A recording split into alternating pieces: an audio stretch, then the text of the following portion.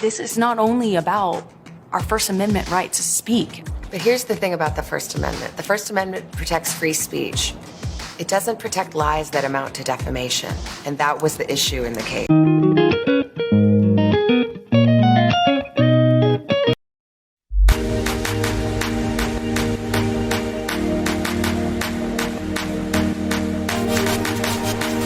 Since the verdict, as you sit here with me now, has it sunk in? How could it? It's surreal and difficult. In part, yes. This has been a long time coming. Do you stand by your testimony and your accusations against Johnny Depp about abuse? Of course, to my dying day, will stand by every word of my testimony.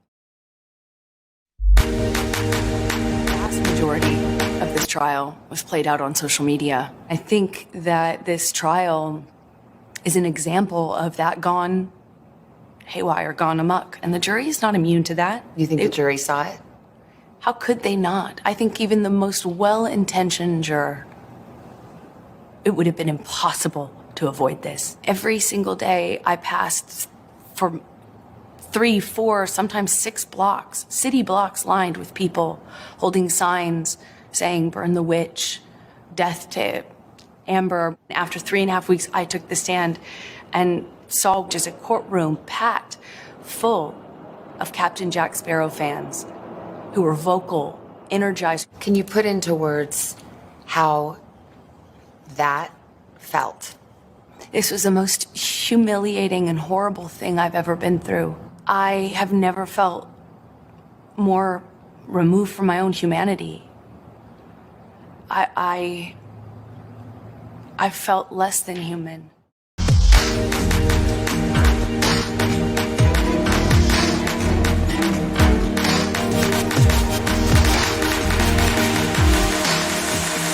Let's go back to the day of the verdict. Were you feeling confident?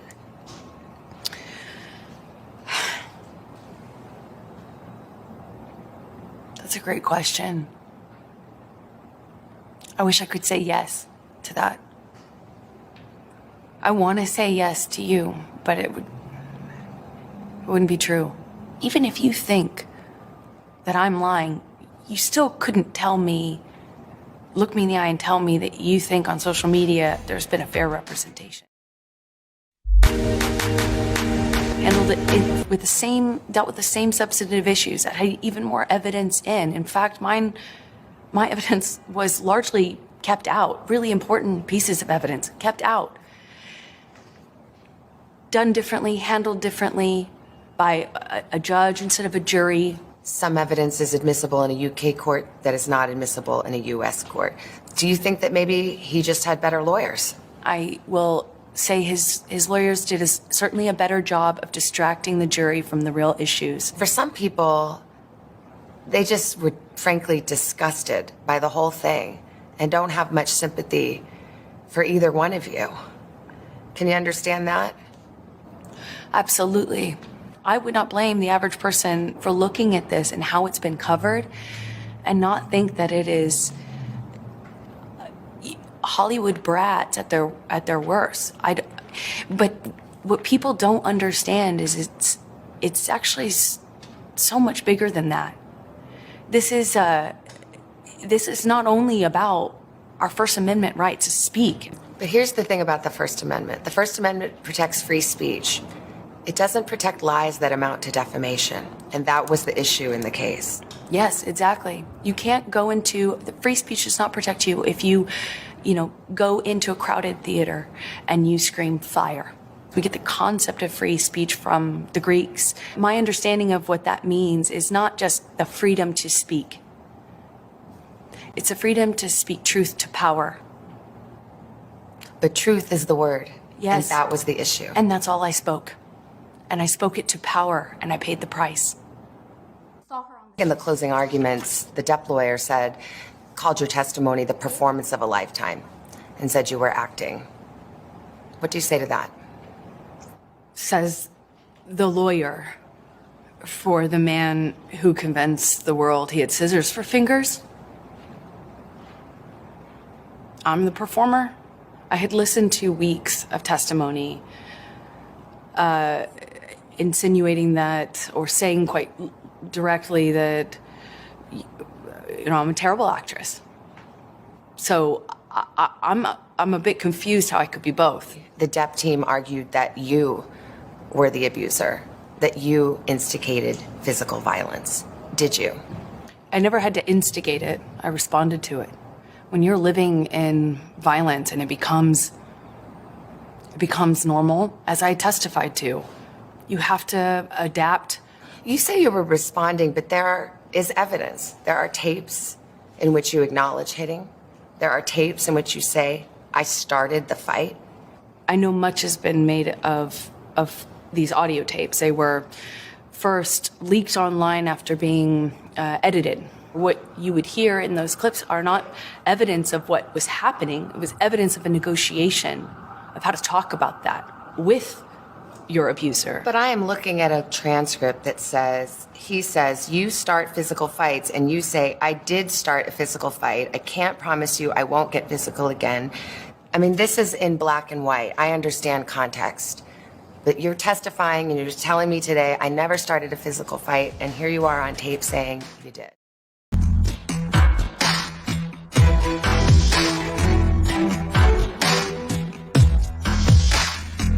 And about this is that when your life is at risk, not only will you take the blame for things that you shouldn't take the blame for, but when you're in an abusive dynamic, psychologically, emotionally, and physically, you don't have the resources that, say, you or I do with the luxury of saying, hey, this is black and white, because it's anything but when you're living in it. But then there are other times, there's another tape where you're taunting him and saying, oh, tell the world, Johnny Depp, I, a man, am a victim of domestic violence. 20-second clips or the transcripts of them are not representative of even the 2 hours or the 3 hours that those clips are excerpt from. Could your side have just put the whole 3 hours in then? I'm not a lawyer. As I testified to, I was talking in those recordings as a person in extreme amount of emotional, psychological, and physical distress. He says he never hit you. He can't. Never. Is that a lie? Yes, it is. What about the witnesses who said they have seen you instigate physical violence? I've seen firsthand how people will file rank and support the person they depend on. Did they all come in and lie in court? I am not here to call any of his witnesses any names. I'm here to just kind of talk about it from what it felt like for me as the person who sat there. When I asked his lawyers, why do you think you won? And the answer I got was, because she never took responsibility for anything she did in the marriage. I did do and say horrible, regrettable things throughout my relationship. I behaved in horrible, almost unrecognizable to myself ways. I have so much regret. I freely and openly and voluntarily talked about what I did. I talked about the horrible language. I talked about being pushed to the extent where I didn't even know the difference between, right and wrong. I will always continue to feel like I was a part of this, like I was the other half of this relationship, because I was. And it was ugly and could be very beautiful. It was very, very toxic. We were awful to each other. I made a lot of mistakes. A lot of mistakes.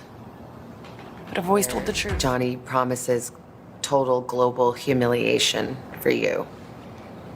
Do you feel like that came true?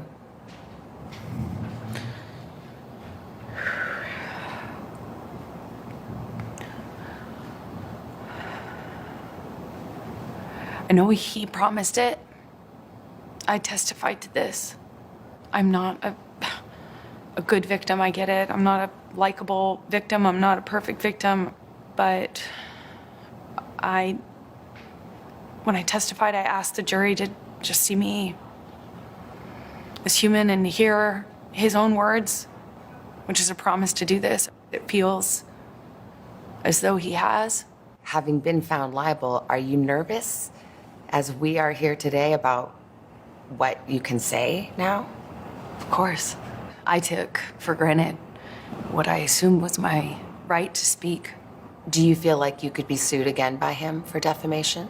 I'm scared that no matter what I do, no matter what I say or how I say it, every step that I take will present another opportunity for this sort of silencing, which is what I guess a defamation lawsuit is meant to do. It's meant to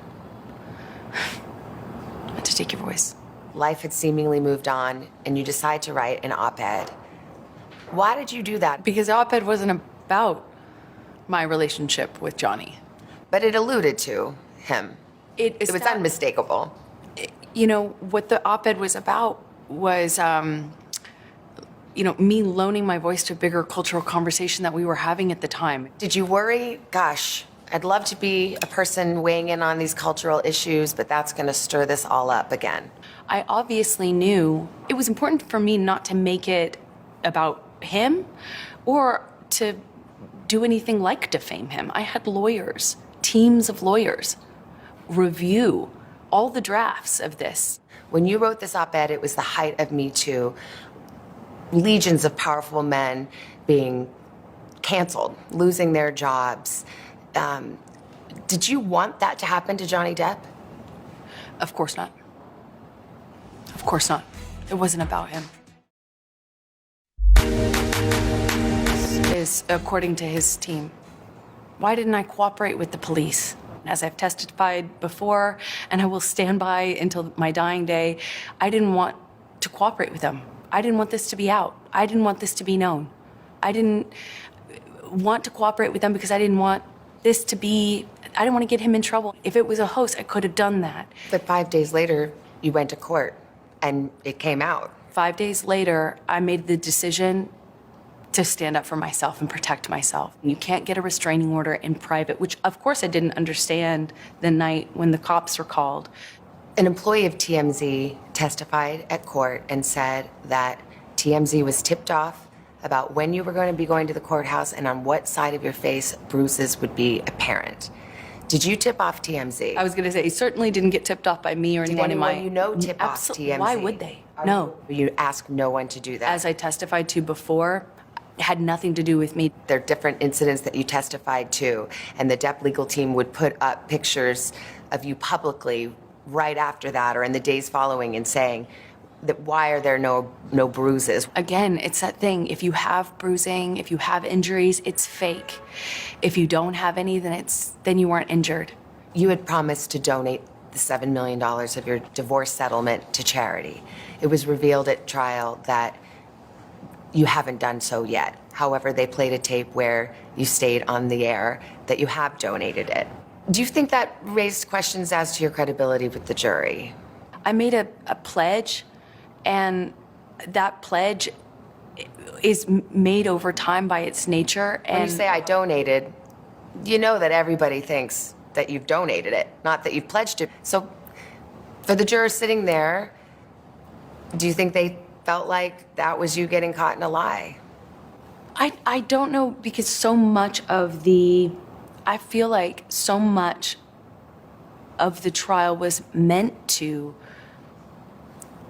cast aspersions on who I am as a human, my credibility, to call me a liar in every way you can. And that more. was the trial. It was a credibility contest. And that was it. This is another one of the examples where if you pull back and you think about it, I shouldn't have to have donated it in an effort to be believed. I shouldn't have had to earmark the entirety of that in order to have You shouldn't have, but once you said you did. Right, which is where it was intended to go. How do you see your future now? I get to be a mom, like, full time, where I'm not having to juggle calls with lawyers. One day you may want to tell your daughter about this or have to tell your daughter about everything that you've gone through. What what to say. I think no matter what, it will mean something. I did the right thing. I did everything I could to stand up for myself and the truth. On the first day of the trial, you issued a statement, and part of the statement said, "I still have love for Johnny." Yes, Is that still true? yes, After everything? absolutely. Absolutely. I love him. I loved him with all my heart. And I tried the best I could to make a deeply broken relationship work. And I couldn't. I have no bad feelings or ill will.